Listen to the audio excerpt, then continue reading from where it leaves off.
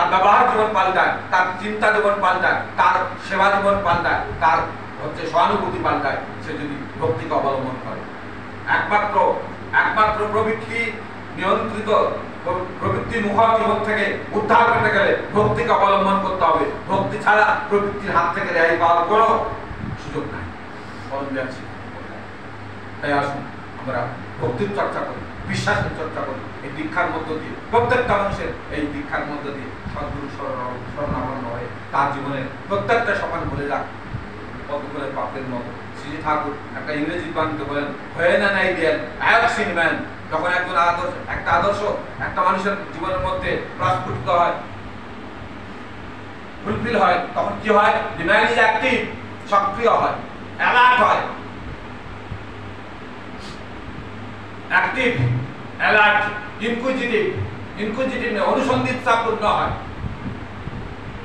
Serviceable, সেবাগ্রাণ হয়, আর কি হয় না রেসপন্সিবল হয়, দায়িত্বশীল হয়। এক কথায় তার জীবন একটা প্রস্ফুটিত পদ্মের মতো ফুটে ওঠে। তাই আমরা বিবেকানন্দকে দেখেছি, একটা এত বড় একটা ব্যারিস্টারের ছেলে সমস্ত কিছু ত্যাগ করে শ্রী শ্রী ঠাকুর রামকৃষ্ণ দেবকে অবলম্বন করে আজ সারা বিশ্বে কিন্তু পূজিত হচ্ছে। তাহলে অতি ভক্তি কিছু লক্ষণ করে তা ঠিক, ভক্তিকে অবলম্বন করো, তাকে অবলম্বন করে মানুষের ভেতরে যা ভালো আছে তা প্রকাশ হয়। তখন সেই মানুষটা আকর্ষিত হয়, একটা ফুল ফুটলে যেমন মৌমাছি আকর্ষিত হয়, আমার চরিত্র, আমার চলন, আমার ভাবনা, আমার ব্যবহার, আমার আচরণ যদি ঠিক হয়, আমাকে মানুষ ঘিরে ধরবে আমার কথা শোনার জন্য। কারণ বলছেন একদিন সময় আসবে তোমার শুধু একটু কথা, তোমার একটু দর্শন পাওয়ার জন্য বাইরে লাইন দিয়ে থাকবে, তারা অপেক্ষা করবে তোমার। সেই চরিত্রটা কি? কোন রকম ঠাকুরকে ধরা, কোন রকম জীবন যাপনের জন্য পরম দয়াল শ্রী ঠাকুর জন্য দীক্ষার দরকার নেই।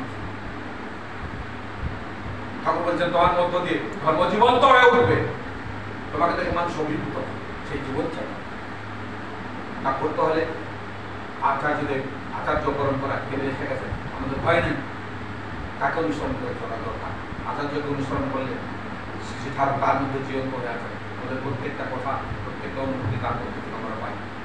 আসুন তার ইচ্ছা পরিপূরণে আগামী শ্রাবণ মাস, আগামী ভাদ্র মাস, যারা ভাদ্র মাসে সৎসঙ্গ করতে চান তারা আমাদের ডাক্তার বিশ্বনাথ সাউ, আমাদের অমরদা আছেন, পরিমন্দা আছেন, আর সব ভাইরা আছেন, তাদের সঙ্গে যোগাযোগ করবেন। কীভাবে আগে তখন বলবেন দাদা মুখ দিন চাই, তারপর দেখা গেল সেই দিনে থাকবে, সেটা বলবেন না। ভাদ্র মাস আসছে, যত পরিবারে যত তার জয়গান হয় ততই আমাদের সর্বশেষে আমাদের ভগন্দা এবং তার মেয়ে, তার জীবন